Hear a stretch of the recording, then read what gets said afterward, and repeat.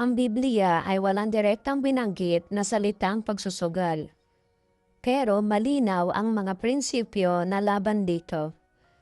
Ayon sa kasulatan, pag-ibig sa pera ay ugat ng lahat ng kasamaan. Sapagkat ang pag-ibig sa salapi ay ugat ng lahat ng uri ng kasamaan. Huwag maghangad na payaman ang biglaan. Ang nagmamadali upang yumaman ay hindi mananatiling walang sala. Magtrabaho ng tapat. Hindi umaasa sa swerte, ang kamay na masipag ay napapayaman, ngunit ang kamay ng tamad ay maghihirap.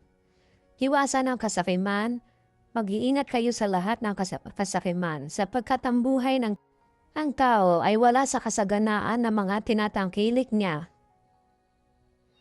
Sa madaling salita, tinutuligsa ng Biblia ang ugat ng pagsusugal, kasakiman, pag-asa sa kapalaran, at mabilisang pagyaman at natuturo na ang yaman ay dapat makuha sa pamamagitan ng tapat at masipag na paggawa.